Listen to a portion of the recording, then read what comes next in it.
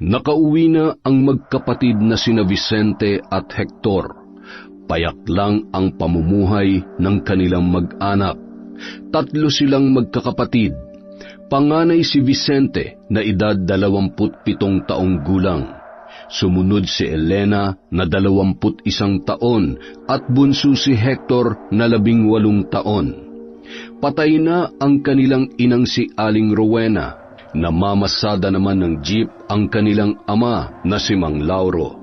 Pinangarap ni Vicente ang maging pulis pero hindi siya nakatapos ng pag-aaral. Nakapasok siya bilang trabahador sa pabrika. Ang kinikita doon ang panggastos nila sa araw-araw at pangtulong na rin sa pag-aaral ni Hector. Namana nilang magkakapatid ang pagiging mestisa ng yumao nilang ina na may lahing Espanyol. Kahit matipuno, matangkad at magandang lalaki, hindi niya ginamit yon para magsamantala sa mga babaeng nagpapalipad hangin sa kanya. Nasa tamang edad na rin si Vicente para lumagay sa tahimik, pero mas gusto niyang tulungang maiahon ang kanyang pamilya mula sa kahirapan. Tay, narito na ho kami ni Hector. Hindi niyo ba nadaanan si Elena? Hindi na po, Tay. Sabi niya po kaninang umaga may lakad daw siya ngayon kaya wag na namin siyang daanan sa restaurant. Saan naman pupunta ang batang yon? Gabi na. Oo nga po, Tay. Delikado pa naman ngayon. May patayan daw po na nagaganap dito sa atin. Hindi man lang ba nagsabi kung saan siya pupunta? Hindi po, Tay. Makakagalitan ko ang isang yon pag-uwi niya. Nako. Tay, narito na po ako. Mano po? Bakit ginabi ka? Saan ka galing? Sino kasama mo? Tay, hindi pa po ganun kagabi. Dumalaw lang kami saglit sa burol ng inay ng katrabaho ko para makiramay. Sa susunod magsasabi ka kung saan ka pupunta o magpasama ka sa Kuya Vicente mo para hindi kami nag-aalala. Delikado pa naman ang panahon ngayon. May patayan daw na nagaganap dito sa atin. Opo, Tay. Siya nga ho pala, yung inay ng katrabaho ko, nakitang patay sa likod bahay nila. Wakwak ang tiyan. Aswang daw may gawa nun. Ay, mahabaging langit. Ano na ba nangyayari dito sa lugar natin? Huwag ka na magpapagabi sa susunod, Elena, ha? Kababae mo pa namang tao. Susunduin kita lagi sa trabaho. Ngayon lang naman ako ginabi, kuya. Huwag mo na akong sunduin. Napagkakamalan tuloy nilang nobyo kita at hindi kapatid eh. Hoy, huwag matigas ang ulo, ha? Tay, ito po pala yung natira sa sahod ko. Panggastos po natin dito sa bahay. Ito naman ho ang sinahod ko ngayong linggo, Tay. Pasensya na kayo, hindi ako makapasad ang mga anak, ha? Matindi ang rayuma ko ngayon kaya kayo na muna ang bahala sa mga gastusin. Wala tuloy akong may ambag sa inyo. Ayos lang ho yun, Tay. Malaking tulong naman na sa aming 3 na akong gumagamit ng jeep. Mas madaling pumasok at umuwi. Napakaswerte ko talaga sa inyong mga anak ko. Kumain na ho tayo. Bumili na lang kami ng lutong ulam para hindi na tayo mahirapan sa pagluluto. Gusto ko ring makapagpahinga ng maaga para bukas maaga rin makapagsimula ng trabaho. Umatake na naman ang rayuma ni Mang Lauro, kaya si Vicente na muna ulit ang gumagamit ng jeep para mamasada. Idadaan muna niya ang mga kapatid sa restaurant at eskwelahan bago dumiretso sa pabrika. Una niyang ibinaba si Elena sa pinapasukan nitong restaurant. Serbidora ang kanyang kapatid doon at may 6 na buwan na rin sa trabaho. Papunta na sana sina Vicente at Hector sa eskwelahan nang mapansin nila ang maraming tao na nagkukumpulan. Kuya, nagkakagulo rin sa bakanting lote Ano kaya nangyari? Makiusyoso tayo. Wag na, baka madamay pa tayo dyan.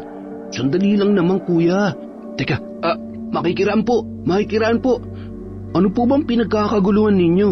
Ay, itong kapatid kong to may pagkatsismoso. Manong, ano po nangyari? Hindi ko po makita. Ano po bang meron dyan? Biktima na naman. Hinala ng iba inaswang daw. Nakakatakot na tuloy lumabas sa gabi. Ayun, naiakyat ng bangkay. Hindi man lang nila tinakpan bago iakyat dito. Ay, nakakadiri naman. Umasim tuloy ang sikmura ako. Paano pa ako makakakain nito mamaya ng tanghalian? Sabi ko naman sa'yo, wag na tayong makiusisa, di ba? Matigas ang ulo mo eh. Yang pagiging usisero mo, nagiging tsismoso ka na. Yan ang magpapahamak sa'yo balang araw. Tara na nga kuya, di ko makakalimutan na nakita kong yun. Ipinatong na lang nila yung putol niyang kamay dun sa wakwak na tiyan niya. Nag-aasik na naman ang lagimang kampo ng kadiliman. Sino kaya ang tatapos sa kanilang kasamaan? Pinagmasdan ni Vicente ang ermitanyo habang naglalakad papalayo. Madalas lang niya itong makita pero hindi niya kinakausap. Para kasing may sariling mundo ang matanda. Parating kausap ang kanyang sarili, kung ano-ano rin ang kanyang sinasabi.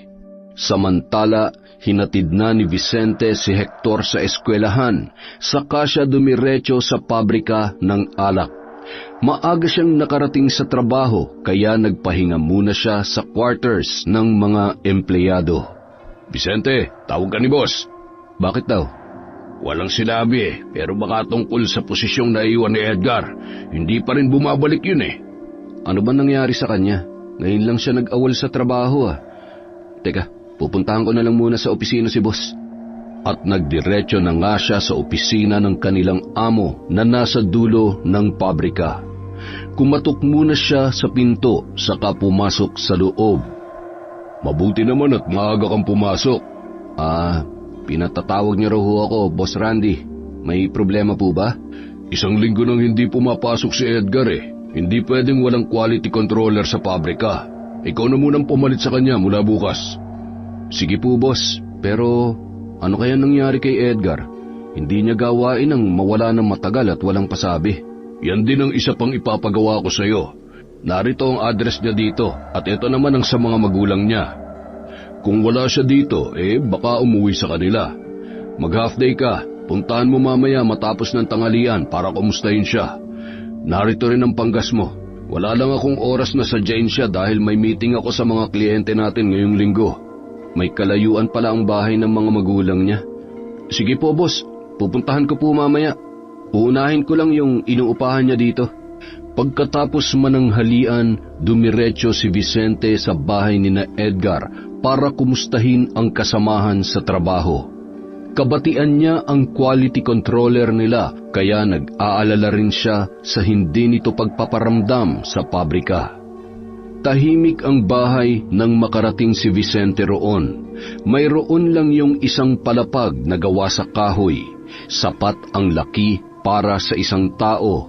Nasa gitna yun ng bakuran na napapalibutan ng matataas na damo at puno. Napansin ni Vicente ang bahagyang nakakasulasok na amoy na humahalo sa hangin kapag umiihip yon ng malakas. Edgar? Tao po! Edgar! Iho! Si Edgar ba ang hinahanap mo? Ay, ilang araw ko na siyang hindi nakikita. May alam po ba kayo kung saan siya nagpunta? Hindi ko nga rin alam eh. Ang ipinagtataka ko ay yung mabahong naaamoy ko mula sa bahay niya. Parang nabubulok na daga. Ilang daga kaya yun?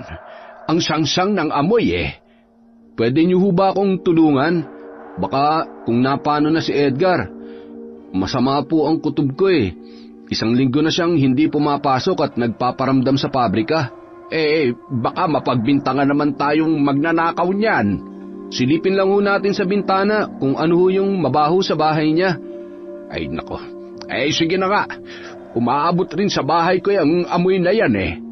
Mabuti kahoy lang ang bintana niya. Mukhang dekawit lang po ang lock nito. Teka, may itak pala rito sa mga panggatong niya. Ipangsusungkit ko sa pangkawit ng bintana niya para mas mapadali ang pagbubukas natin. Ayun, bukas na. Edgar? Edgar! Ay, ano ba naman yan? Napakabaho. Nakakasulasok ang amoy. Ano ba yung nasa ibabaw ng papag? Bangkay! Nabubulok na! Tumawag tayo ng barangay! Nagmamadaling sumakay ng jeep sina Vicente at ang kapitbahay ni Edgar para tumawag ng barangay at humingi ng tulong. Inireport nilang may patay sa loob ng bahay na inuupahan ni Edgar at hinala nilang siya yun. Nagpatawag na rin sila ng pulis para mag-imbestiga. Pagkarating sa bahay, pinwersa ng mga pulis ang pinto. Nakita ni Vicente ang kahindik-hindik na anyo ng bangkay. Nabubulok na yon at wakwak ang tiyan. Mukhang matagal na tong patay ah. 1 linggo na ho siyang hindi pumapasok sa trabaho kaya pinapuntahan siya sa akin ng boss namin, mamang pulis. Ano pang alam mo sa biktima? May kaaway ba siya? Wala ho akong alam. Pero masayahin ho siya sa trabaho at palabati naman sa lahat. Hindi kaya aswang ang may gawa nito, tulad ng kumakalat na bulong-bulungan dito sa atin. Tingnan nyo, butas ang bubong. Pwedeng makapasok ang aswang dyan. Pinagmasdan ni Vicente ang malaking butas sa bubong na malapit sa kusina. Kakasya nga ang kasing laki ng tao roon para makapasok sa bahay. Nabubulok na rin ang parting yun ng bubong kaya madaling masira sakaling puwersahin. Nagpaalam na si Vicente sa mga pulis. Iniwan din niya ang address ng mga magulang ni Edgar para maabisuhan ang mga ito tungkol sa nangyari sa kanilang anak. Samantala, bumalik na siya sa pabrika at sinabi ang nangyari sa quality controller nila. Dahil sa nangyari, naging opisyal ng quality controller si Vicente at nagkaroon ng increase sa kanyang sahod. Napag-usapan din ng mga katrabaho niya na makikiramay sila sa pamilyang naiwan ni Edgar. Maglalaan sila ng 1 araw para doon. Napagdesisyonan ni Vicente na sunduin ulit ang mga kapatid dahil nag-aalala siya sa kaligtasan ng mga yun kahit ayaw ni Elena. Lunch break sa restaurant.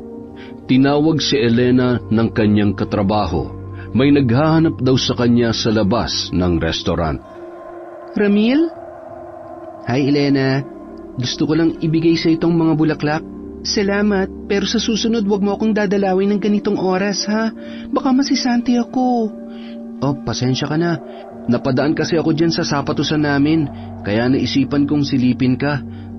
Nga pala, pwede ba kitang ihatid mamaya pag uwi mo? Nag-aalala ako dahil sa nangyayaring patayan dito sa atin. Nabalitaan ko nga.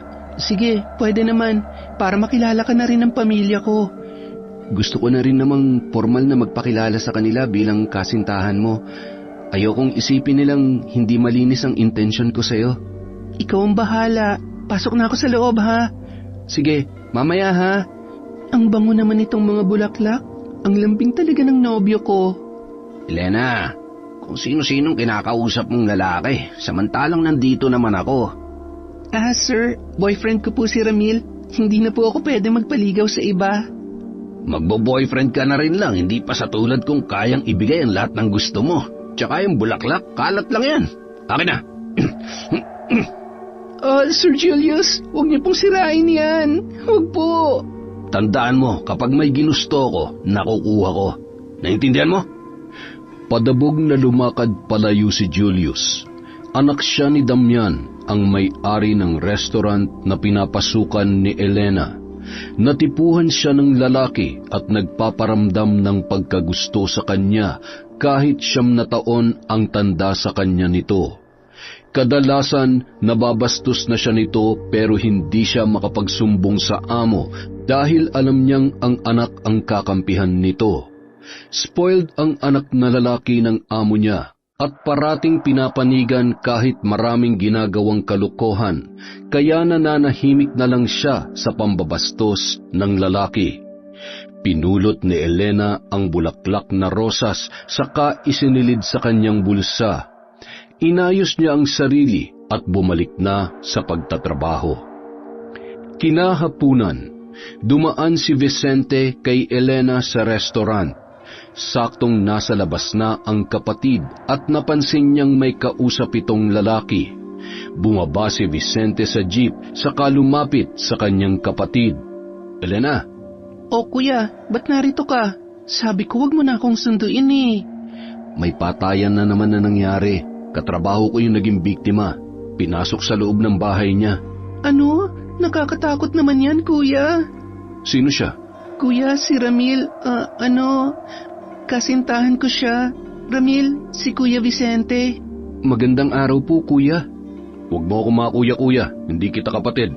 Elena, may kasintahan ka na pala. Hindi ka man lang inakyat ng ligaw sa bahay. Kailan pa yan? Kuya naman eh. Oh, bakit hindi ka makasagot? Kuya, bago pa lang kami. Pasensya na kung hindi ako nakadalaw sa bahay niyo para umakyat ng ligaw. Ayaw ni Elena dahil natatakot siyang mapagalitan. Pero yun ang intensyon ko ngayon, kaya ako siya sinundo. Gusto ko siyang ihatid sa bahay niyo at magpakilala sa inyo ng formal. Gusto ko ring makasigurong makakauwi siya ng ligtas, lalo na't may mga patayan na nangyayari ngayon dito sa lugar natin.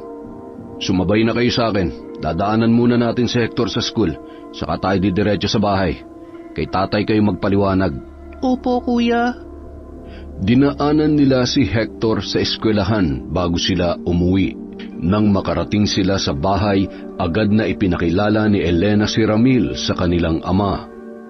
Hindi ako natutuwa na sa daan mo lamang niligawan itong anak ko, Ramil. Pero bumawi ka naman ngayon at humarap sa amin ng maayos. Huwag mong paiiyakin itong anak ko, maliwanag ba? Rerespetuhin mo siya at huwag mong pagsasamantalahan ang kabaitan niya. Opo, makakaasa po kayo. Malinis po ang hangarin ko kay Elena. Mabuti na yung nagkakaliwanagan tayo. Siya nga pala, Vicente. Dinala ng Tito Ernesto ninyo ang parte ng perang pinagbentahan ng sakahan ng lolo ninyo. Heto, ipambili mo ng bagong gulong ng jeep. Dalhin mo na sa talyer ni Temyong para maayos na agad. Maaga pa naman. Itabi mo ang iba para sa biglaang gastos. Sige ho, tay. Maiwan ko na ho muna kayo rito para magisa niyo yung boyfriend ng anak niyong magaling. Kuya naman eh. Sasama ako, kuya.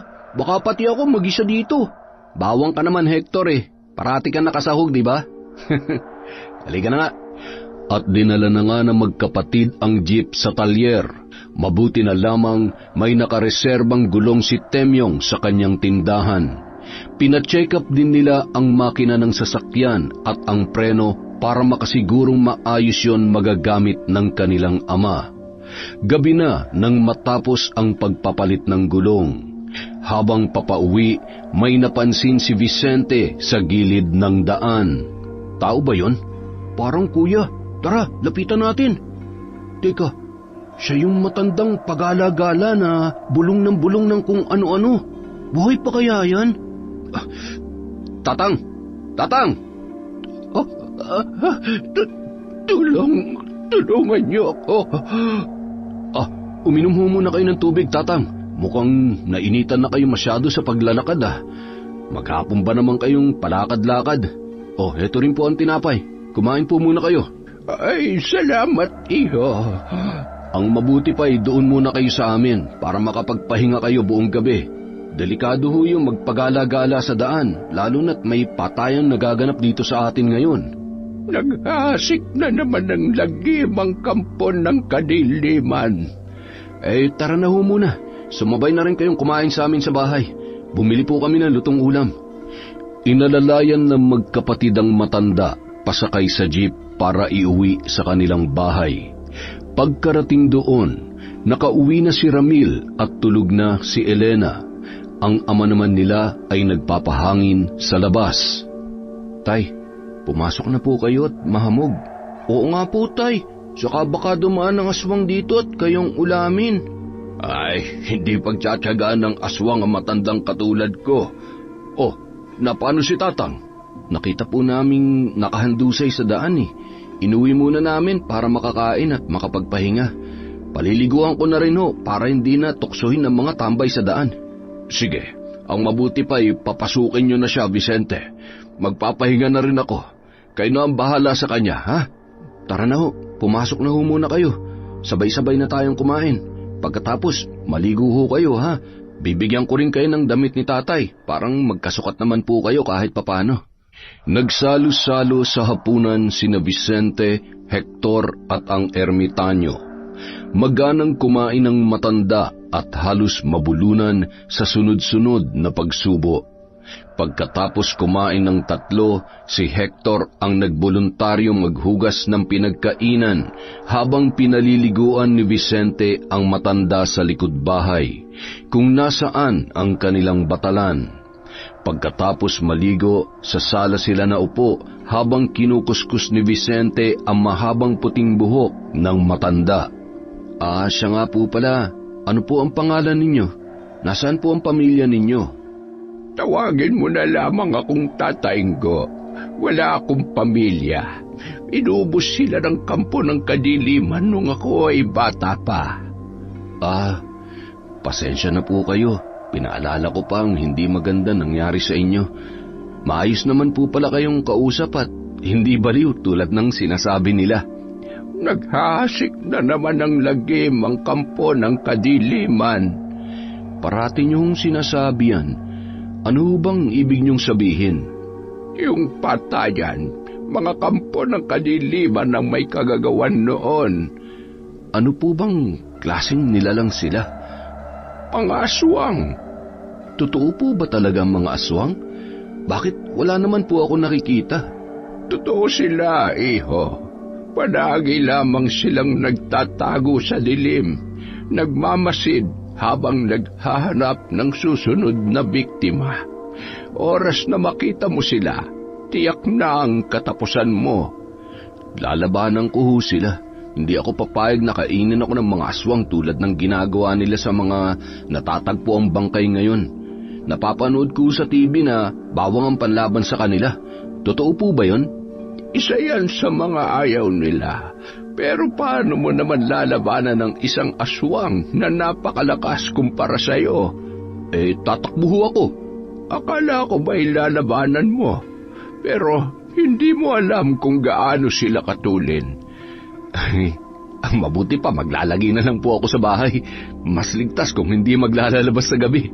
Kayang-kaya nilang wasakin ang marupok na bahay. Wala kang ligtas sa masisibang mga aswang. Sa bagay po, yun nga pong kasamaan ko sa trabaho mukhang pinasok ng aswang. Butas yung bulok na bubong niya at kasyang malaking tao. Malapit na tuloy akong maniwala na totoo ang mga aswang. Wala kang mapagtataguan. Oras na magutom ang mga kampo ng kadiliman. Mas malakas sila ng 10 beses o higit pa kesa sa tao. Mabilis, maliksi, matalas ang mga mata, kuko at ngipin. Walang laban sa kanila ang mga ordinaryong taong katulad mo. Bakit ho kayo buhay pa rin kahit nasa kalye lang kayo buong araw? Pinatutuloy ako ni Padre sa simbahan kapag gabi. At saka may proteksyon ako laban sa talas ng mga kuko at pangil ng mga aswang. Taglay ko rin ang kakaibang bilis para makatakas. Tingnan mo ito. Ano po ang mga batong yan? Isang puti at isang itim?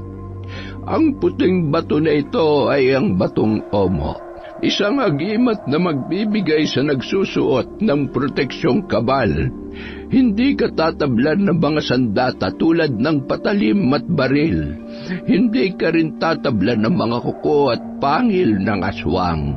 Ang itim na bato naman ay ang mutyanong palos. Magkakaroon ng kakaibang bilis at galing sa pagtakas ang may suot nito. Ang galing pala ng mga batong yan. Ang mga tao may busilak na puso lang ang maaaring magmay-ari ng mga agimat na ito. Heto, ibibigay ko na sa iyo ang mga kwintas na ito. Sa wakas, nahanap ko na rin ang susunod na tagapagmana ng mga batong ito. Po? Naku, wag po. Masyadong mahalaga ang mga batong yan.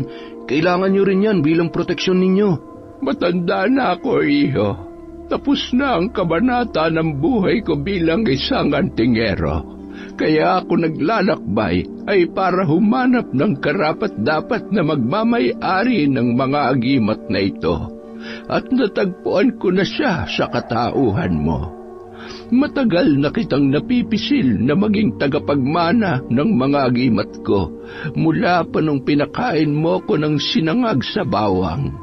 Pinatunayan mo ngayon na ikaw nga ang nakatakdang magmay-ari ng mga ito. Pero Balang araw, kakailanganin mo ang mga agimat na ito. Pasasalamatan mo ako dahil ipinamana ko ito sa iyo. Kaya ang mabuti pa ay suotin mo na. Salamat po. Pero paano po gamitin ang mga ito? May taglay na natural na kapangyarihan ng mga batong yan.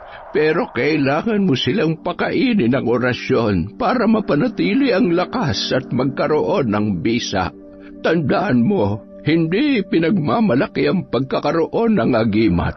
Bagkus itinatago ang mga ito para protektahan. Hindi rin hinahamon ang mga ito para patunayan sa iyo ang kapangyarihang taglay niyan. Kusa mong mararamdaman ang proteksyon mula sa kanila. Ang huling habilin ko, huwag mong gagamitin ang mga agimat sa kasamaan o para makapanakit ng mga inosente. Ang mga agimat ay ginagamit sa kabutihan at pagtulong sa mga nangangailangan.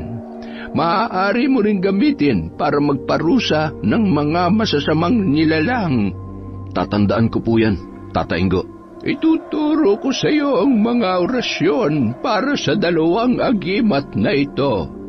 Sinunod ni Vicente ang direksyon ng matanda at kung paano bigkasin ang mga salitang Latin para dasalan ang mga agimat.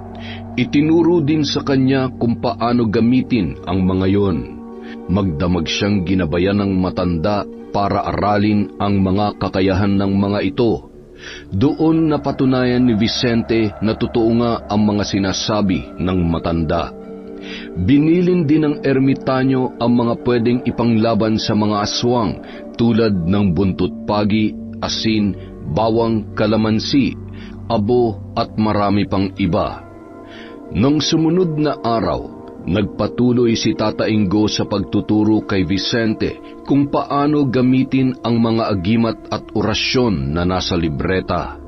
Nagbigay din ng kaalaman ng matanda tungkol sa mga uri ng aswang at kung ano ang taglay na lakas nila.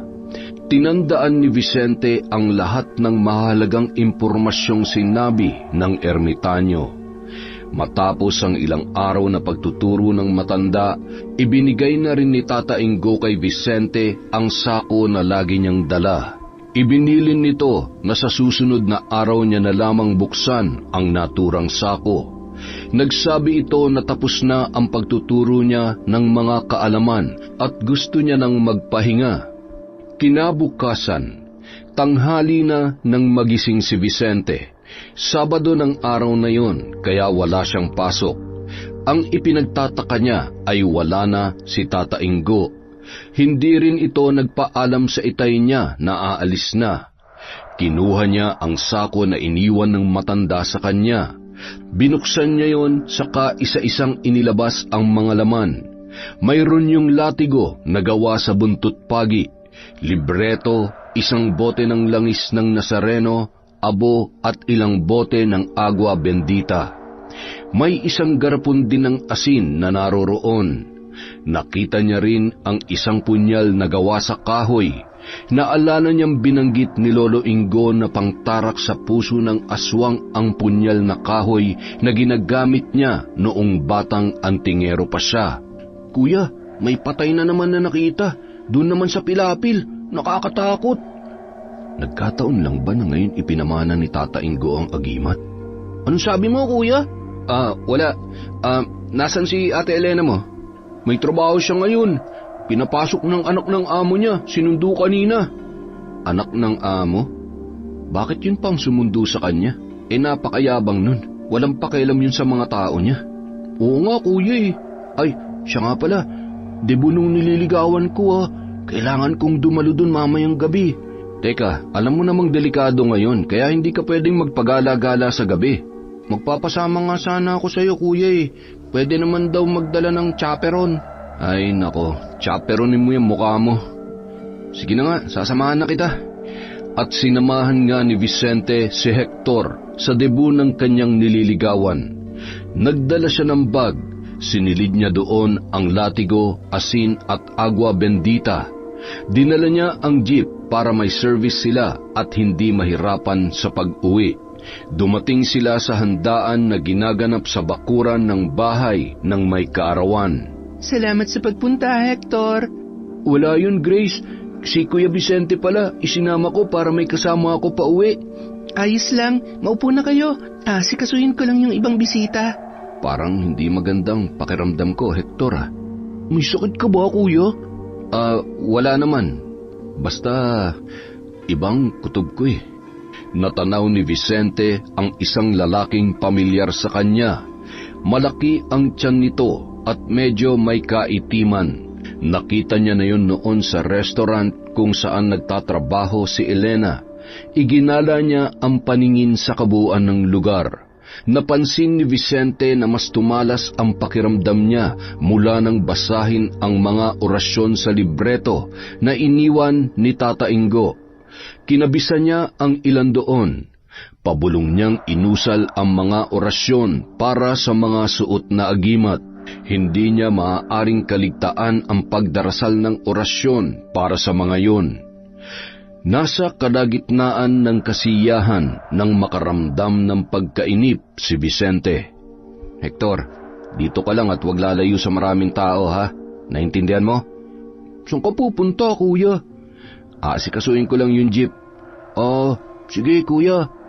At pinuntahan nga ni Vicente ang jeep na nakaparada sa bakanting lote sa tapat ng bakuran ng may kaarawan.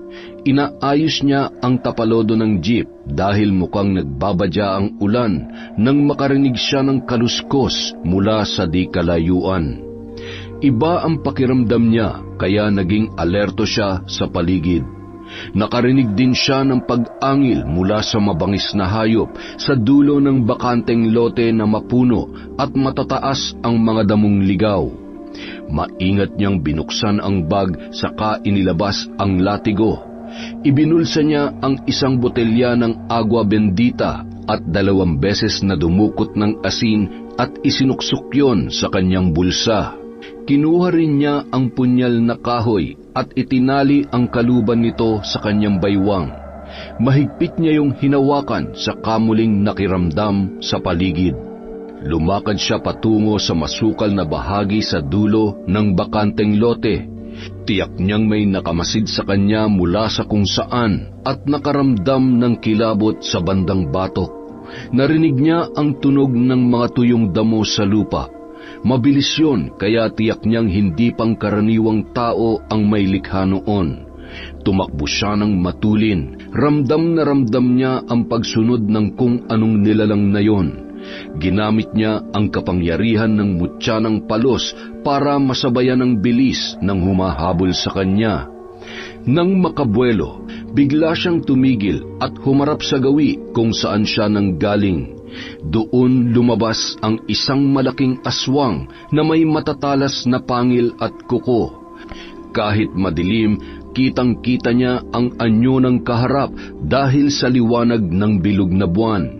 Napansin niyang naging malinaw ang kanyang paningin kahit sa dilim matapos usalin ang ilang orasyon mula sa libreto.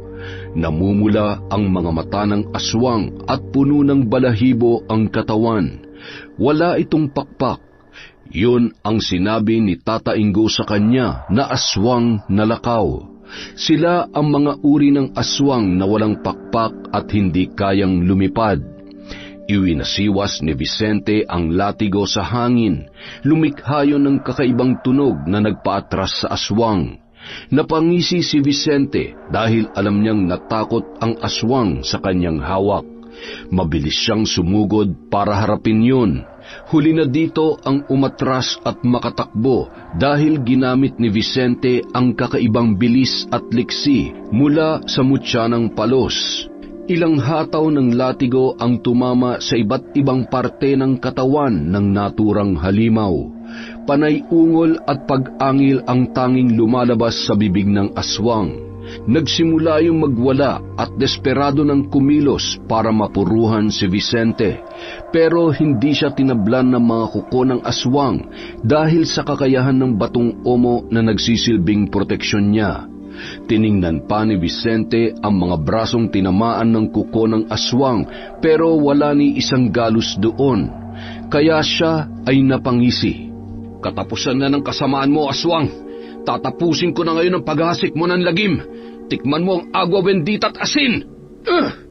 Dinukot ni Vicente ang asin sa bulsa at isinaboy yun sa aswang.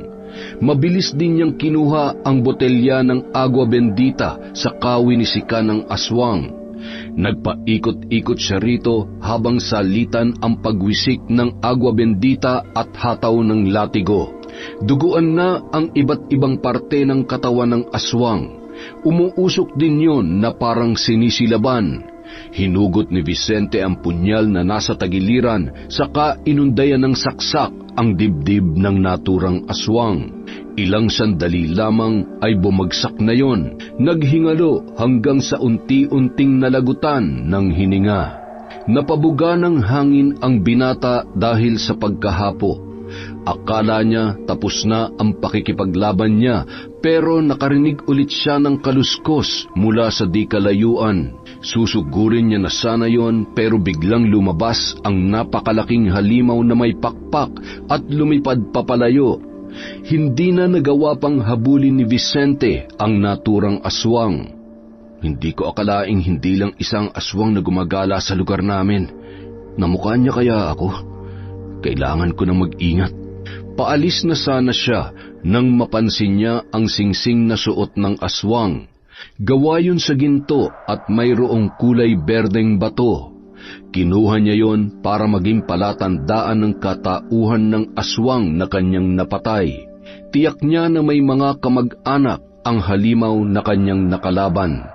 Matapos yon ay bumalik si Vicente sa handaan. Patapos na rin ang pagdiriwang, kaya nakita niya si Hector na naghihintay sa kanilang jeep. "Kuya, saan ka nang galing?" Naghanap lang ng tindahan. Wala naman ako nakita. Akala ko tinangay ka na ng aswang eh. Hihingi na sana ako ng tulong sa mga tanod. Sira ka talaga. Halika na, dadaanan pa natin si Elena sa restaurant. Baka nandun pa yun. Siguro kuya, may overtime daw sila dahil may pagdiriwang daw doon. Ganun ba? Halika na. Nagmaneho si Vicente kahit napagod sa pagtugis at sa pakikipaglaban sa aswang. Nag-alala siya sa kanyang kapatid. Pagkarating doon, nalaman niyang nakaalis na si Elena. Kahit papaano, nakauwi na ang kanilang kapatid, kaya dumiretso na rin sila sa bahay. Nagulat sila pagdating dahil sinabi ng ama na wala pa si Elena. Nagkatinginan sina Vicente at Hector. "Hanapin natin siya, Hector." "Saan, kuya?" "Hindi ko alam. Tara na sa jeep. Itay, dito lang po kayo. Magsara po kayo ng mabuti, ha? Hintayin niyo po si Elena, baka po nagkasalisi lang kami." "Sige, mag-iingat kayo." Sumakay na ng jeep ang magkapatid para hanapin si Elena. Inikot nila ang bawat kalsada at kalye, nagbaka sakali na makasalubong ang kanilang kapatid na babae. Samantala, nakagapos sa likod niya ang mga kamay ni Elena at nakatagilid sa kama habang nakamasid sa dalawang lalaking humihit-hit at halatang lango sa ipinagbabawal na gamot. Hindi siya pamilyar sa lugar na pinagdalhan sa kanya. Isang kwarto na may malaking kama. Ang naaalala niya pagkatapos niyang bumili ng balut, hinarang siya sa daan ng dalawang kaibigan ni Julius na sina Ambert at Herman. Nanlaban siya pero sinikmuraan siya ni Herman kaya nawalan siya ng lakas at naisakay sa sasakyan. Pagkatapos noon, pagmulat niya ng mata ay naroon na siya sa silid na yon. "Ang tagal ni Julius. Napapanis na to regalo natin sa kanya." "Hayaan mo na. Ibibigay din sa atin ni Julius yan kapag nagsawa na siya." "Mga hayop kayo! Pakawalan niyo ako rito! Tulong!" "Walang makakarinig sa'yo. Wala tayong kapitbahay. Mapapagod ka lang at mapapaos dyan." "Tumahimik ka na kung ayaw mo masaktan." "Iwan na nga muna natin yan. Naubusan na pala tayo ng supply. Bili muna tayo para ganado mamaya. Daanan na rin natin si Julius sa debo ng pinsan niya." Lumabas ng kwarto ang dalawa. Naiwan si Elena na natatakot pero pinilit niyang maging alisto.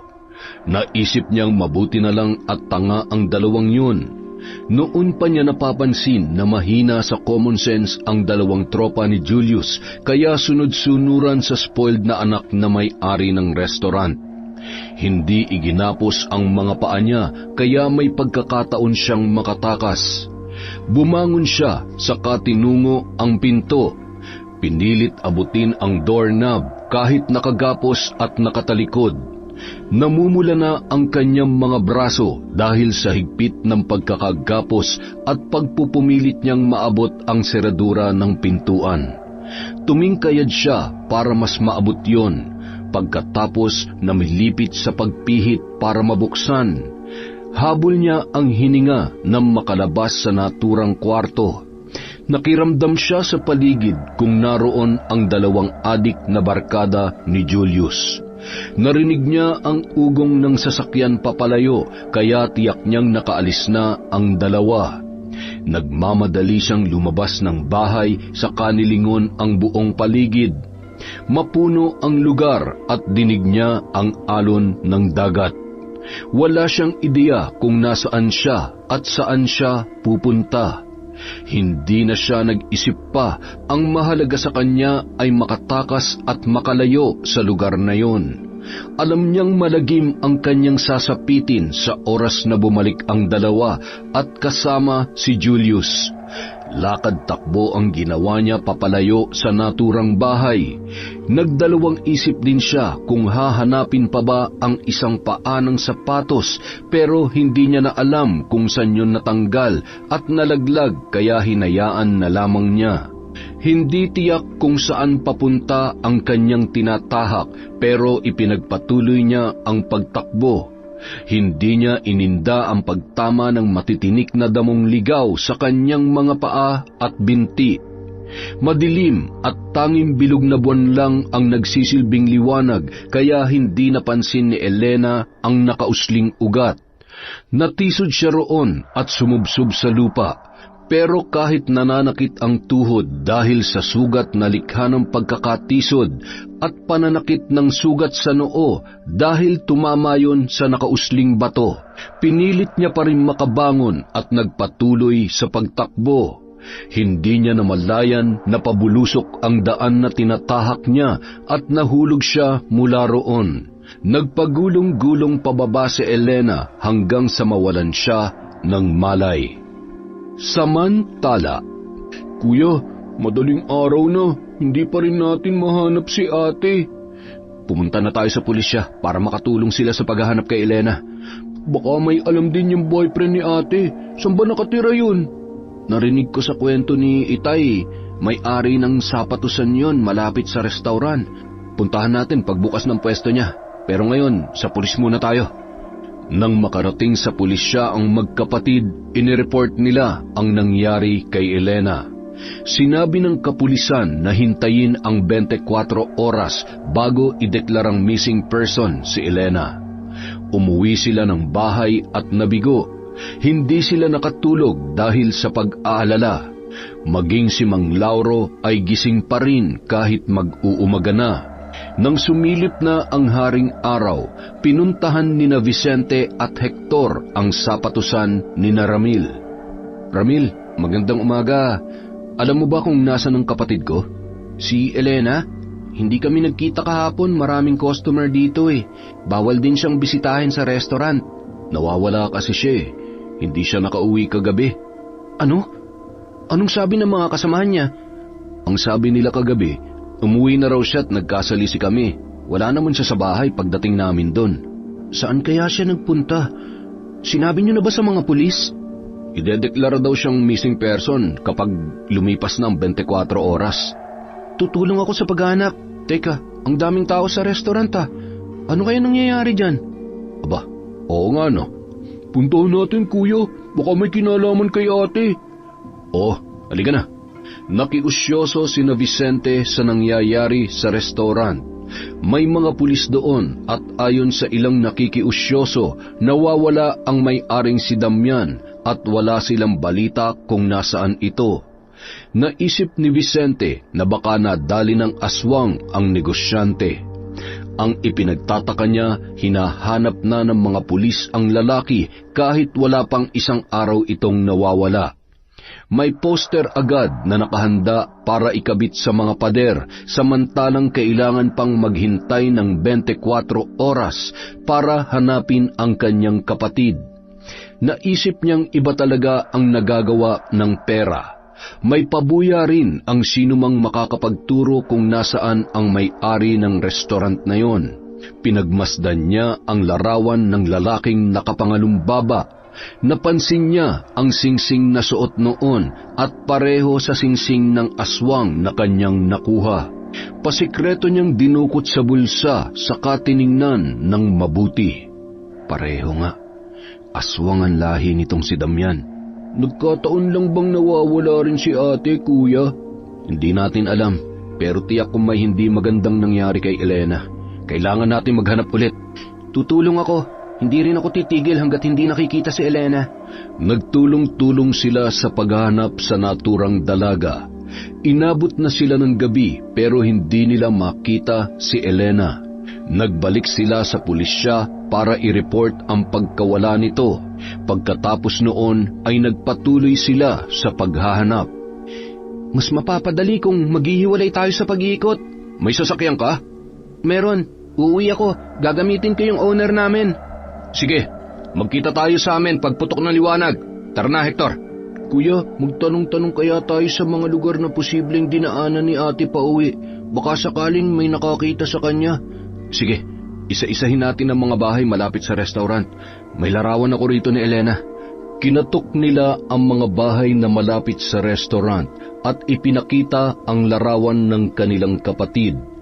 Pero walang makapagbigay ng impormasyon kung nasaan siya. Halos mawalan na sila ng pag-asa nang masalubong ni na Vicente ang naglalakad na magbabalot. Balot! Pinoy! Manong, kilala niyo tong nasa larawan? Oo naman, suki ko si Elena. Malakas bumili ng balot at Pinoy yan. Nakita niyo ho ba siya? Wala siya ngayon eh. Dumaan ako sa restaurant pero hindi siya bumili. Nawawala ho kasi siya kagabi pa. Ano? Nakita ko siyang isinakay ng 2 lalaki sa puting kotse kagabi pagkatapos niyang bumili sa akin. Akala ko naman ay wala lang yun dahil mga barkada ni Julius yung kasama niya. Yung anak na may-ari ng restaurant. Sigurado ho kayo? Manong, totoo po ba yan? Abay, oo. Hindi ako pwede magkamali. Hindi ko maalala ang pangalan ng isa pero yung isa, anak na mayamang negosyante sa bayan, si Herman.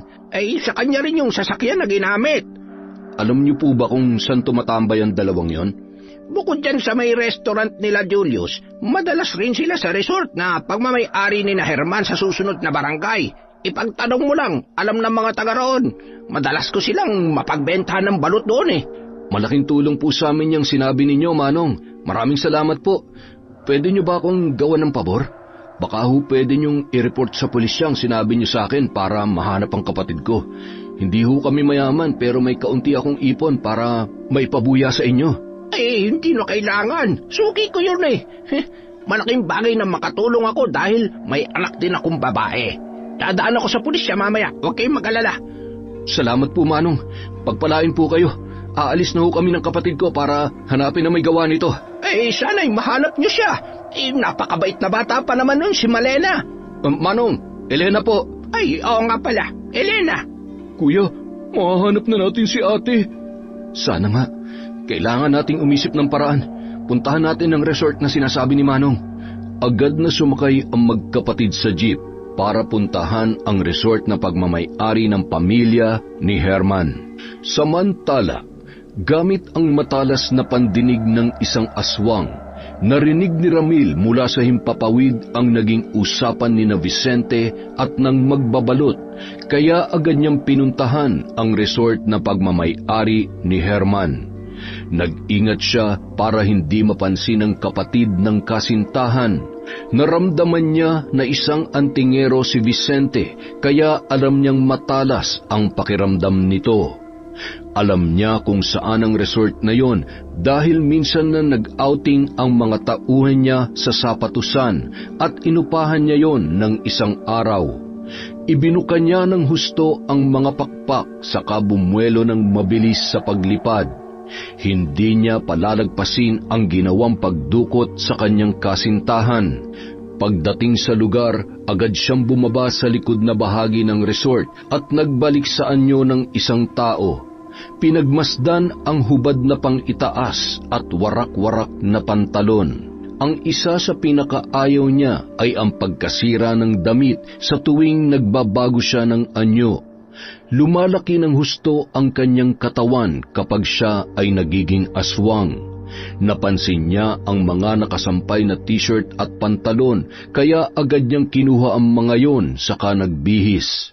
Pagkatapos, lumapit siya sa bintana para makiramdam. Narinig niya ang pag-uusap mula sa loob gamit ang kanyang matalas na pandinig. Hindi pa rin natin mahanap ang babaeng yun mula kagabi. Galit na galit si Julius. Saan kaya nagsuot yun? Hindi siya makakalayo kung naglakad lang siya mula rito. Baka sa gubat siya tumakbo. Hindi tatagal yun. Hahanapin ko siya doon. Subukan mo namang magmanman sa bahay nila, ha? Hindi pwedeng may kanta tayo na dinukot natin siya. Sige. At umalis na nga si Ambert, dala ang sasakyan, samantala naiwan naman si Herman. Kumuha siya ng flashlight saka lumabas sa likod bahay. Nilakad nito ang daan papunta sa kakahuyan na hindi pa naipapagawa ng kanyang mga magulang para maging parte ng pasyalan sa resort dahil sa kakuriputan. Lena, nasan ka na? Yuhu! Kagabi ka pa walang paramdam, ah. Mamamatay ka kung dito ka lang mamamalagi. Hindi mo rin kabisado rito. Huwag mo na kaming pahirapan pa.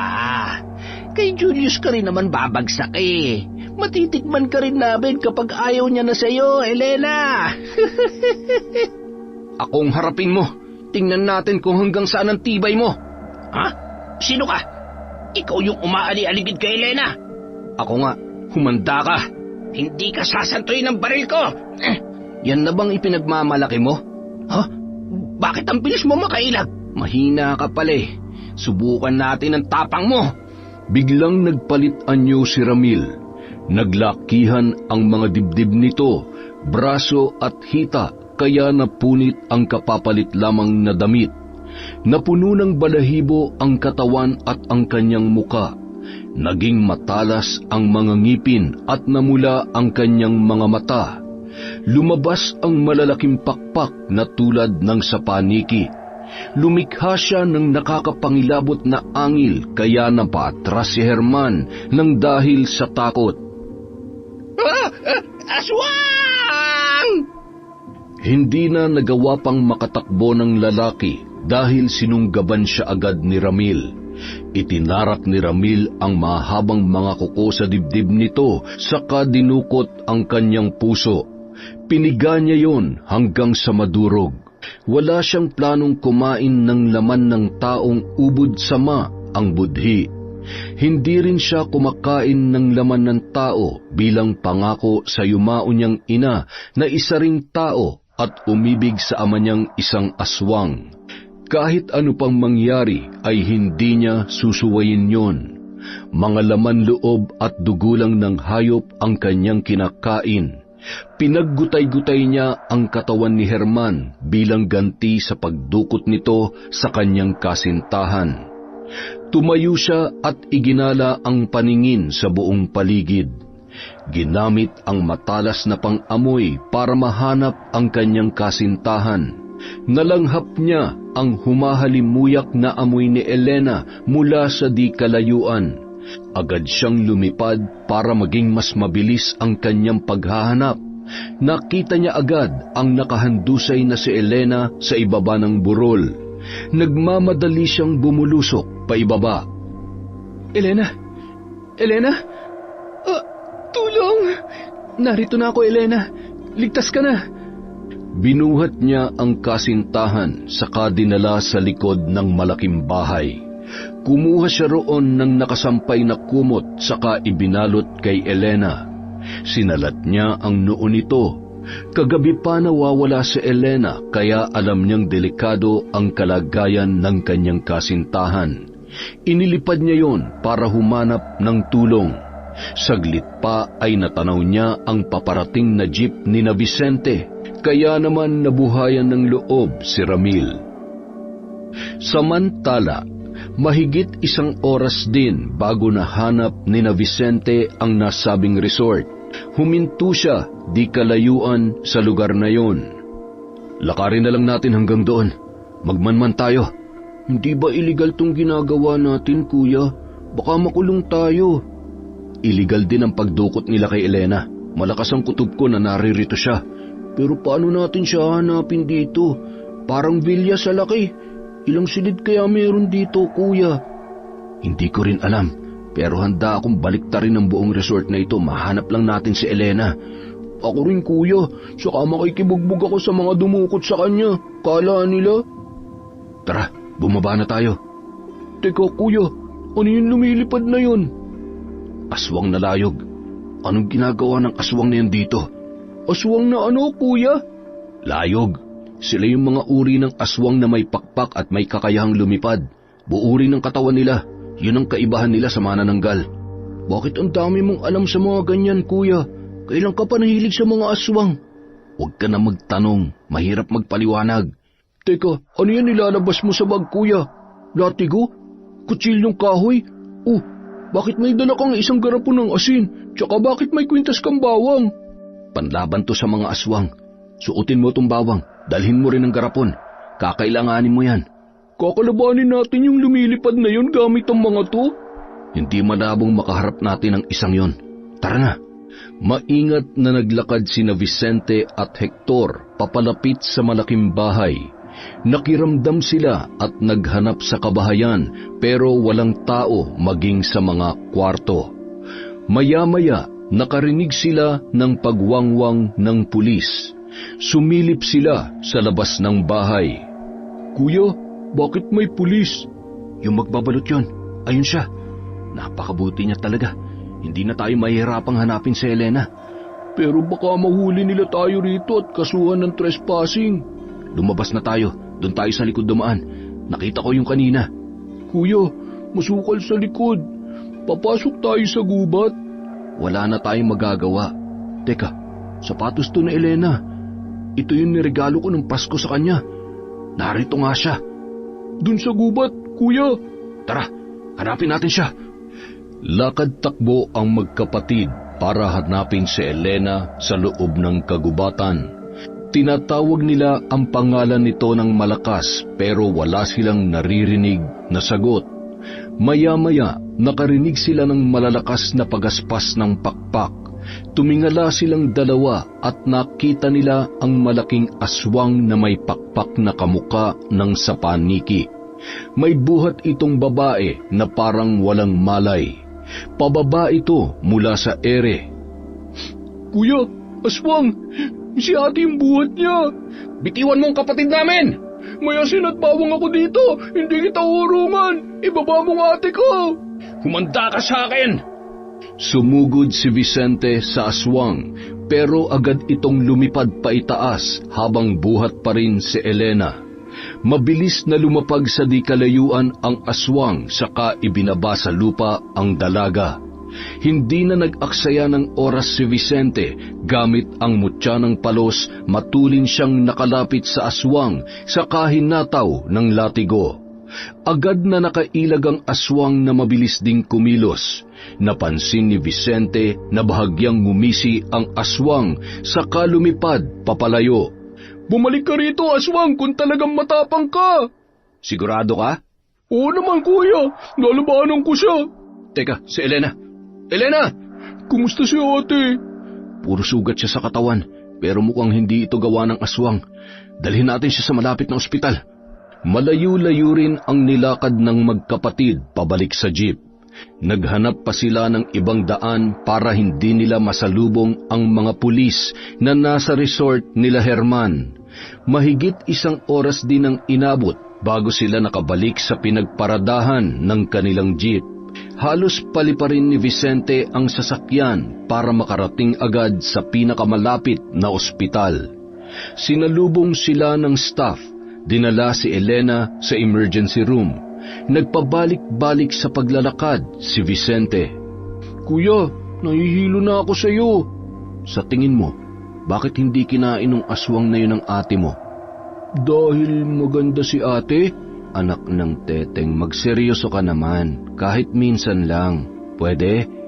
Seryoso naman ako, kuya eh. Nakita mo naman kung paano siya buhat-buhat ng aswang. Parang ingat na ingat, di ba? Kung iisipin nga, parang kakaibang pagtrato niya kay Elena eh.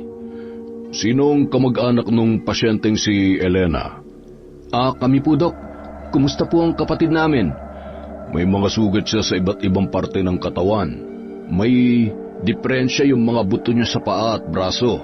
Mukhang gumulong siya mula sa mataas na lugar. Hindi ko masasabing nahulog dahil wala naman nabaling buto sa kanya. Dehydrated din siya kaya kailangan niya manatili pa sa ospital para magpalakas. Sisementuhan ang braso niya at paa pero ayos naman na siya. Maraming salamat po, Dok. Mabuti naman at yun lang ang tinamo ni ate. Sedated pa siya pero maaari na kayong pumasok. Makakausap niyo na siya pagkagising. Wala siyang matinding head injury. Maiwan ko na muna kayo, ha? Napakasama ng magbabarkadang yun na may gawa nito sa kanya. Makukulong ba sila, kuya? Hindi ko nga alam eh. Hindi pa alam ng mga pulis na nakita na natin si Elena. Hindi ako papayag na hindi sila magbabayad sa ginawa nila sa kapatid natin. Ano kaya sa palagay mo nangyari dun sa dumukot kay ate, kuya? Biglang walang tao sa resort. Matutuwa ako kung kinain sila ng aswang na nakita natin. Nga pala, kailangan kong umuwi para masabihan si tatay at maisama ko rito. Sasabihan ko rin yung bayaw nating hilaw. Sige kuya, ako na munang bahala kay ate. Dumaan si Vicente sa pwesto ni Ramil. Sakto na naroon ang binata at kinakausap ang kanyang tauhan. Sinabihan niya ang lalaki na nasa ospital na ang kapatid at ilang araw din doong mamamalagi. Nagmamadaling nagpunta sa ospital ang kasintahan ni Elena habang dumiretso naman sa bahay si Vicente para sabihan ang ama at isama sa ospital. Vicente, nako, ang laking balita nito. Ano hon nangyari? Ay, narinig ko lang. Pinuntahan ng mga pulis yung pinaghihinalaang dumukot kay Elena at itinuro ng testigo na yun nga ang suspect. Anak ng mayamang negosyante ng jewelry shop sa bayan. Herman Torres ang pangalan. Nakita malapit sa resort na patay na. Ay nako, wakwak ang kanyang tiyan. Karma niya yun dahil masama siya. Hindi ako nalulungkot para sa kanya. Kung ako nakakita sa kanya baka mas matindi pa rin ang inabot niya. Abay, yan din ang sinabi ng ilang nakarinig ng kwento. Hindi sila naawa dahil kilalang salot sa atin ang grupo nila. Ay, teka, nahanap na ba si Elena? Kung sakali hong magtanong ang mga pulis, pakisabi na lang na nagpapagaling na sa ospital. Natagpuan siya malapit sa resort ng suspect. Hindi nga rin po nagpakilala yung nagligtas sa kanya. Ay, sige, ako nang bahala. Makakarating yan. Pagkabalik sa ospital, isinama na ni Vicente ang kanyang ama. Naabutan nila roon si Ramil na nagbabantay sa natutulog pang si Elena, samantalang si Hector naman naghihiwa ng mansanas. Nabalitaan naming patay na si Herman, yung may-ari ng resort. Aswang daw ang dumali, dapat lang sa kanya yun. Masyado lang madali para sa kanyang kamatayan. Hindi man lang naghirap at nagdusa sa ginawa niya kay Elena. Itay, kuya, Ramil. Elena? Teka ate, ba't ako hindi mo hinahanap? Nakakapagtampo naman. Loko ka, sila lang ang nakita ko eh. Mas inuuna mo nga yung mansanas kesa sa akin. Hindi yan totoo ha, kasama ako ni kuya sa pagliligtas sa'yo. May nakita pa nga kaming malaking aswang na may mga pakpak. Hector, mamaya mo na kulitin yung ate mo. Kita mong mahina pa eh. Huwag mo nang pinagpapapansin tong bunso natin, ha, anak? Kumustang pakiramdam mo? May masakit ba sa'yo? Ayos na ako, Ramil. Salamat sa pagdalaw. Medyo makirot pa ang mga sugat ko at nananakit ang katawan ko pero tingin ko okay naman na ako. Elena, naaalala mo ba kung ano nangyari sa'yo? Pauwi na ako tapos hinarang ako ni Herman at Ambert sa sinikmuraan. Pagising ko naroon na ako sa isang silid. Nakagapos na ako. Ireregalo daw nila ako kay Julius. Buti nakatakas ako pero nadulas ako at gumulong ako dun sa bangin. Mananagot sa akin ang mga yon. Matagal na akong binabastos ng anak ng amo ko. Wala lang akong magawa. Baka matanggal ako sa trabaho eh. Kailangan mo magbigay ng statement sa mga pulis para masampahan at maparusahan ang mga yon. Ang kaso, patay na si Herman. Pinatay siya ng aswang. Mabuti nga sa kanya. Masama ba ako, kuya? Natutuwa ako sa sinapit niya. Hindi kita masisisi. Kahit ako gusto ko siyang gantihan. Naunahan lang ako ng aswang eh. Pero, totoo ba talaga na may aswang? Oo ate, totoo. Kitang-kita ng dalawang mata ko. Aswang pa nga na lumilipad ang nagligtas sa'yo eh. Naglaban sila ni kuya pero hindi siya pinatulan. Para bang kilala niya kami, tapos iniwan ka na niya, tapos biglang lumipad. Iniligtas ako ng aswang? Kung aswang talaga yon, bakit hindi niya ako kinain? Mukhang wala naman talaga siyang intensyon na gawin yon. Hindi ko alam ang dahilan pero ang mahalaga, hindi ka sinaktan at hindi ka kinain. Aalis muna ako para mag-asikaso sa pwesto. Babalik ako bukas para magbantay sa'yo. Sige, mag-iingat ka. Salamat, Ramil ha. Aalis din muna ako. Meron lang akong gagawin. May dala kang sasakyan, Ramil?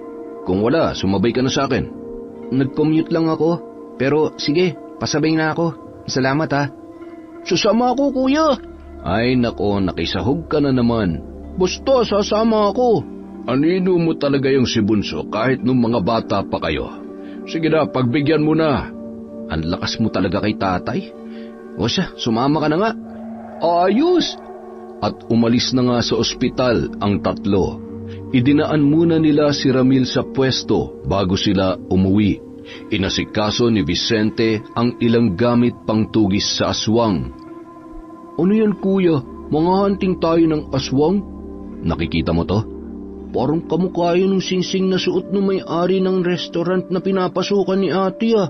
Yung nasa poster na missing person.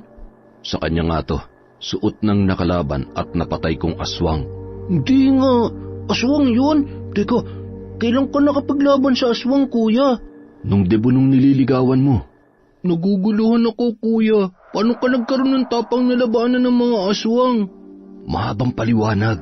Basta ang gusto kong mangyari ngayon, tugisin si Julius at patayin.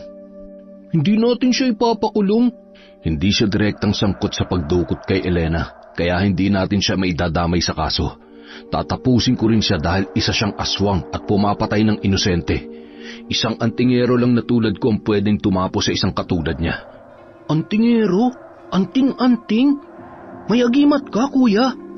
Meron. Itong suot kong 2 kwintas, bigay to ni Tata Ingo. Totoo ba yung mga yan? Napatunayan ko ng kakayahan ng 2 agimat na ito. Akala ko baliw si Tata Ingo na paulit-ulit lang ang sinasabi tungkol sa kampon ng kadiliman. Totoo pala talaga lahat ng yon. Kaya asikasuhin mo ang kailangan natin mamayang gabi.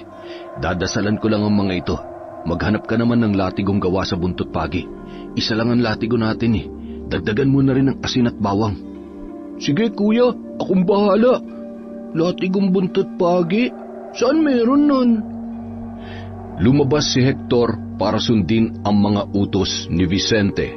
Sinimulan naman niyang pakainin ng orasyon ang mga agimat na suot. Umusal din siya ng dasal mula sa libreto para sa talas ng mga mata at pakiramdam. Kinuha niya ang kahoy na punyal para orasyonan din yon. Pinuntahan nila ang restaurant saka naghintay sa tapat nito. Inabangan nila ang paglabas ni Julius. Madilim na nang lumabas ang lalaki. Sumakay sa owner-type jeep nito saka pinaharurot yon. Agad na pinaandar ni Vicente ang jeep at sinundan ang sasakyan ng naturang lalaki. Baka makalayo siya, kuya. Bilis! Ito na nga, 40 lang kaya nating takbuhin. Makakalayo na yung kuya. Huwag mo nga akong tarantahin. Ayun na siya, tumigil sa gilid ng ginagawang building. Lalagpasan natin ng konti para hindi makahalatang sinusundan natin siya. Siniguro ni Vicente na nakasukbit sa baywang niya ang punyal na kahoy. Humigpit ang hawak sa latigo, saka inaya si Hector na sundan si Julius. Pagpasok sa loob ng abandonadong building, nakita nila sina Julius at Ambert na nagtatalo. Patay na si Herman. Kung hindi namin sinunod ang utos mo na dukutin ang babaeng yun, buhay pa sana siya. Pati ako wanted na ngayon. Ano naman ang kinalaman ko sa pagkamatay ni Herman? Aswang ang pumatay sa kanya. Walang aswang. Baka pamilya ni Elena ang pumatay sa kanya at ginutay-gutay siya. Hindi ka naniniwala may aswang? Ano ako sa tingin mo, ha? Nagbago ng anyo si Julius. Naging mabalasik ang muka at nabalutan ng itim na balahibo ang malaki niyang katawan. Nagtatakbo papalayo si Ambert dahil sa sobrang takot. Mabilis na humabol sina Vicente at Hector sa dalawa hanggang sa makalabas ng building at nakarating sa magubat na bahagi. Biglang sumulpot ang aswang na may malalaking pakpak sa kahumarang kay Ambert. Walang sabi-sabing ginamit nito ang matatalas niyang kuko at itinarak yon sa dibdib ng lalaki. Bumagsak si Ambert na wala ng buhay. Kuya, dalawa na yung aswang. Dito ka lang sa likod ko. Hindi ko hayaang makantikan ng mga yan. Nilingon sila ni Julius saka nagmamadaling sumugod. Kinabig ni Vicente si Hector para sabay na makaiwas sa pag-atake ng aswang. Muli siyang naghanda sa susunod na pag-atake ng halimaw. Saka inihataw sa hangin ang hawak na latigo. Lumikha yun ng malutong na tunog kaya bahagyang napaatras si Julius. Nilingon nito ang nakamasid na isa pang aswang. Nagtataka dahil hindi man lang ito kumikilos para siya ay atakihin. Umangil ito ng pagkalakas-lakas saka muling sumugod kay Hector na malayo ang pwesto kay Vicente. Hindi ako natatakot sa iyo. Maligo ka ng asin. Gamitin mo ang latigo mo. Ganito ba, kuya? Ayan pa, hindi kita urungan. Ako ang harapin mo, Julius. Mabilis na humarang si Vicente sa pagitan ni na Hector at Julius. Saka ilang ulit na pinaghataw ng latigo ang aswang. Tinangkang umiwas nito pero hindi masabayan ang bilis niya. Lumalatay sa katawan ni Julius ang mga pagtama ng buntot pagi. Mas lalong naging mabagsik ang aswang dahil sa pagiging desperadong makatama kay Vicente, kaya mas marahas na ang pagkilos nito. Hindi na iniisip kung saan tatama ang matatalas na mga kuko para lang mahagip ang antingerong kalaban. Nahagip ng mga kuko ni Julius ang braso ni Vicente pero hindi siya nagkaroon kahit nagalos. Ngunit bahagya siyang nawala ng panimbang dahil sa lakas ng puwersang ginamit ng aswang. Doon ito kumuha ng pagkakataon para sugurin si Hector. Nanlaki ang mga mata ni Vicente dahil nabigo siyang protektahan ang kapatid. Doon biglang humarang ang aswang na may malalaking pakpak at sinapak sa muka si Julius. Bumagsak ito sa lupa at ininda ang napakalakas na pagtama ng kamao ng malaking aswang. Labis na ikinabigla ni Vicente ang pagprotekta ng aswang na layog kay Hector. Maging si Hector ay napatulala habang nasa harap niya ang aswang. Matulin itong sumugod sa nakahandusay pang si Julius saka yun sinakal. Parang papel ito sa gaan nang iangat sa lupa gamit lang ang isang kamay. Nagpupumigla si Julius para makawala sa malaking aswang na sumasakal sa kanya. Isang malakas na paglagutok ng leeg ang bumalot sa katahimikan ng gabi. Nabali ang leeg ni Julius. Hindi pa nakontento ang aswang na layog. Dinukot nito ang puso ng napatay na aswang, saka yun piniga ng husto. Binitiwan nito ang walang buhay na katawan ng halimaw. Sino ka? Bakit mo kami tinulungan? Hindi ba siya din yung nagdala kay ate sa atin dun sa gubat, kuya? Bakit mabait siya sa atin? Ako ito. Kuya, nagbabagong anyo siya. Ramil? Isa kang aswang? Ikaw ang pumapatay sa bayan na ito? Hindi ako pumapatay ng tao, maliban sa mga dumukot kay Elena. Hindi ako papayag na may gagawa ng masama sa mahal ko. ikaw ang pumatay kay Herman? Tama lang yun sa kanya dahil sa ginawa niya. Hindi ko pinagsisisihan ang pagpatay sa magkakabarkadang ito. Kuya Ramil, hindi ka pumapatay at kumakain ng tao. Baka kainin mo ako, ah. Hindi pa ako tumikim ng laman ng tao kahit kailan. Yun ang ipinangako ko sa aking ina bago siya namatay. Meron kaming bukid, nag-aalaga kami ng baboy at manok, pantawid gutom ko. Hindi ko rin kayo magagawang saktan dahil pamilya kayo ni Elena. Salamat sa pagliligtas mo sa amin. Hindi ko makakalimutan ang pagtulong na ginawa mo. Hindi mo ba ako papatayin? Isa kang antingero. Ang pinapatay ko lang, mga salot na aswang na kumikitil ng inosenteng buhay. Hindi naman inosente ang mga yan. Kung ganon, maraming salamat. Hindi kita tatapusin, pero hindi ibig sabihin, boto na ako sa iyo bilang asawa ng kapatid ko. Paano kung magkaanak kayo? Magiging aswang din sila? Oo nga, no. Magkakaroon ako ng aswang na pamangkin. Huwag kayong mag-alala. Hindi kami magkakaroon ng anak na aswang sakali magkatuluyan kami. Nagmumula sa bertud ang pagiging aswang ko. Pilit na ipinalunok yun sa akin ng tatay ko nung nag-aagaw buhay na siya. Ayoko sana pero wala akong lakas laban sa isang aswang. Hindi ko ipapamana ang bertud sa magiging anak namin. Wala ako sa posisyon para magdesisyon para kay Elena. Kausapin mo siya at ipaalam mo ang tunay mong katauhan. Siya makapagsasabi kung tatanggapin ka niya sa kabila ng pagiging aswang mo. Salamat, Vicente. Makakaasa kang hindi ako papatay ng inosenteng tao. Oras na baliin ko ang pangako kong yan, ikaw mismo ang papatay sa akin. Hindi talaga kita sasantuhin sa oras na hindi ka tumupad sa pangako mo. Bumalik na tayo sa ospital. Baka hinahanap na tayo ni Elena. Iwan na natin ang katawan ng mga basurang yan dito. Makalipas ang 1 linggo, nakalabas na rin sa ospital si Elena. Napadalas ang dalaw ni Ramil sa kasintahan para patunayan ang malinis niyang hangarin sa dalaga. Humanap din siya ng pagkakataon para ipagtapat dito ang tunay niyang katauhan. Saglit lang nakadama ng takot si Elena pero mas nanaig ang pagmamahal niya kay Ramil at naniwala siya sa pangako nitong hindi papatay at kakain ng tao. Hindi na nila sinabi kay Mang Lauro ang tungkol sa pagkatao niya para hindi na maging komplikado pa. Lumipas ang ilang buwan, namanhikan na si Ramil para makaisang dibdib si Elena. Ulilang lubos na siya kaya siya lang ang mag-isang humingi ng kamay ng kasintahan. Ipangako mong hindi mo pa iiyakin ang prinsesa ko. Makakaasa po kayo. Itay lang itawag mo sa akin. Isang pamilya na tayo ngayon. Opo, Itay. Salamat po sa pagtanggap sa akin bilang manugang. Papayagan na kitang tawagin mo akong kuya. Siguruhin mo lang natutuparin mo yung napag-usapan natin, ha? Makakaasa ka, Kuya Vicente. Kuya na rin ang itatawag ko sa'yo. Basta, wag mo akong kakainin, ha? Hindi mangyayari yun. Idinaos ang kasal ni Ramil at Elena 2 buwan pagkatapos mamanhikan.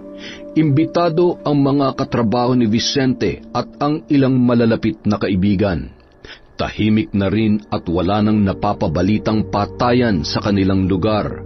Nagtulong din ang magbayaw sa pagbabantay para sa katahimikan at kaligtasan ng kanilang mag-anak.